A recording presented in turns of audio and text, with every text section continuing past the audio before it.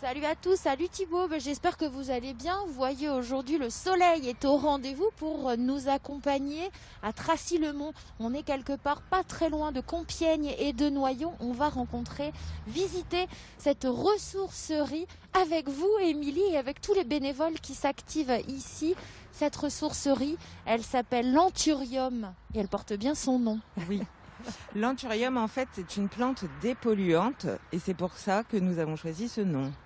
Parce que donc vous êtes une association qui veut faire de la réinsertion et en même temps protéger l'environnement. Tout à fait. En fait, nous avons 2 volets, voire même 3 volets. Donc, c'est l'économie sociale et solidaire.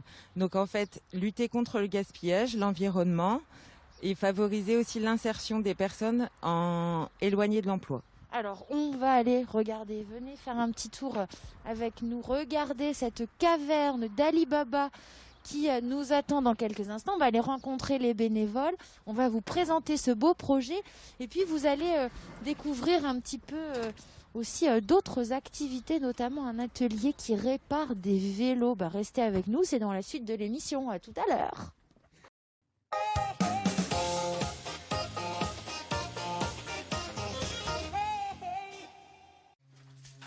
Alors oui Thibaut, on est de retour à Tracy-le-Mont dans cette ressourcerie l'Anthurium avec vous Émilie. C'est vous qui avez finalement initié ce projet-là au mois de mai l'année dernière. Oui, en fait, l'association a donc été créée le 12 mai 2020 pour ouvrir le 2 octobre 2020. Et alors là, depuis octobre, tout ça a été... c'est ce que vous avez accumulé depuis octobre. C'est beaucoup finalement. Oui, ça prend bien.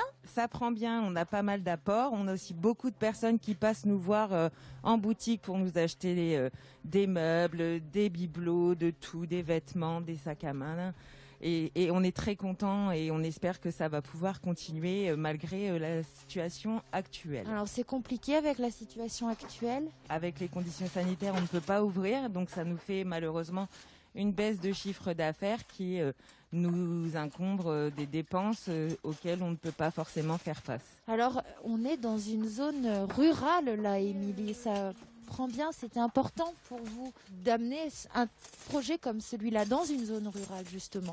Oui, nous on est un territoire qui est enclavé autour de plein de territoires et notamment de grandes villes, mais malheureusement tout le monde n'est pas mobile et l'important est quand même de pouvoir avoir un service proche de chez soi. C'est de nos jours un des points qui nous de tient ramener très justement à cœur. De la vie économique dans ces des zones rurales zones tout simplement. Alors venez Merci. avec moi Émilie, on va aller retrouver Céline qui est juste là-bas parce que vous le disiez, l'objectif c'est de mettre en place un chantier d'insertion. Tout à fait.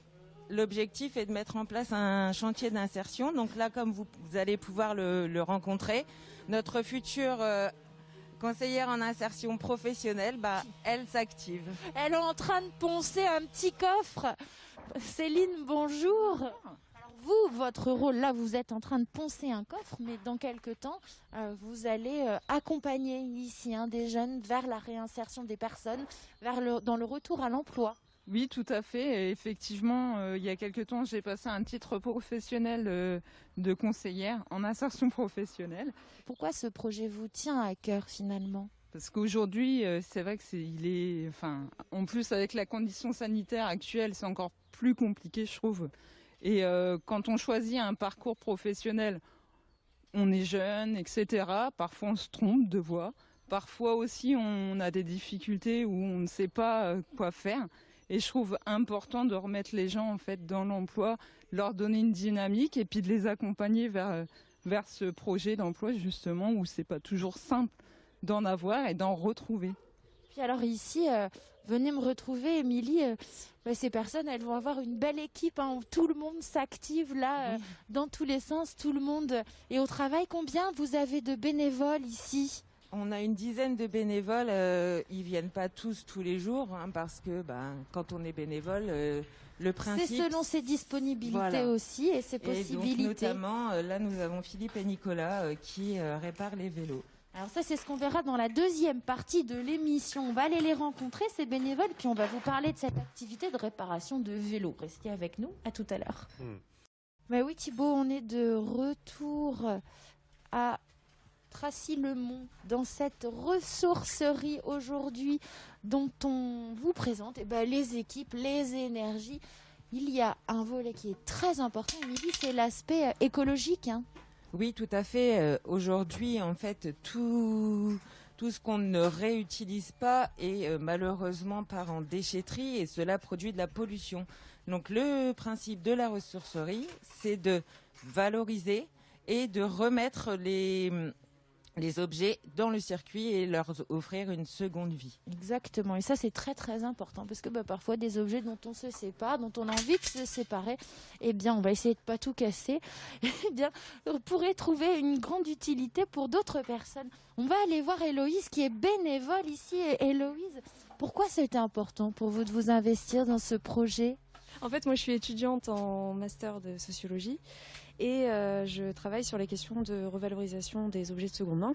Et du coup, là, je fais mon enquête ici, en fait. Donc, je suis venue travailler comme bénévole pour pouvoir observer justement toutes ces pratiques, pouvoir comprendre comment ça marche. Les pratiques de consommation, elles changent, vous le constatez ? Dans le village, en tout cas, j'ai l'impression que, on parle beaucoup de ce lieu. Plus il y aura d'endroits comme ça, je pense, et plus il y aura de changements. C'est ce qu'on va souhaiter. Alors, on va aller dans la suite. Alors ici, on est passé déjà ici tout à l'heure pour que vous le sachiez. Ici, c'est la zone de dépôt. On va en discuter dans un instant avec Émilie parce que ici, les bénévoles de l'Aturium, ils commencent à être un petit peu à l'étroit. On en parlera dans un instant. On va commencer par aller voir Philippe et Nicolas qui sont en train de réparer des vélos. Quelle est la destination de ce vélo, Philippe ? Écoutez, c'est tout simplement un acte de maintenance qui est effectué sur des vélos qui nous ont été confiés afin de les restaurer parce que vous avez vu certains, c'est des vrais cadavres. Et donc on passe tout passe en revue, les pneumatiques, les freins, les pédaliers, les jantes, on redresse, on détord. On va aller voir Nicolas, qui est le secrétaire de cette association. Là, vous êtes à l'atelier avec Philippe, mais également, vous vous occupez de pas mal d'autres choses pour faire vivre cette association. Et moi, j'ai un passé dans l'informatique, donc forcément, j'ai aidé sur ce volet-là, la création du site assez rapidement, la gestion des réseaux sociaux, parce que maintenant, c'est obligatoire. Et là, l'atelier, là, je découvre, en fait, je commence à être à l'aise avec les vélos, mais c'était pas le cas au début. Donc, j'ai appris beaucoup en quelques mois sur les vélos, sur du bricolage classique, on va dire, voilà. Ils se sont investis, tous ces bénévoles, Émilie, depuis quelques mois. Venez me rejoindre, vous imaginiez ça ? Non, c'est vrai qu'on n'imaginait pas ça. Au départ, on était 3 et maintenant, on est 10.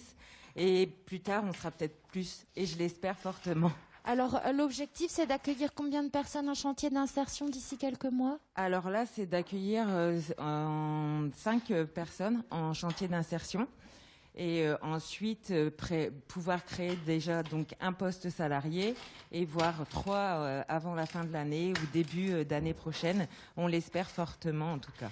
En tout cas, merci beaucoup. On vous souhaite de réussir tous ces beaux projets. Merci pour votre accueil ce matin. Et puis, j'espère que vous avez passé un bon moment avec nous derrière votre écran. Je vous dis à très très bientôt pour de nouvelles aventures.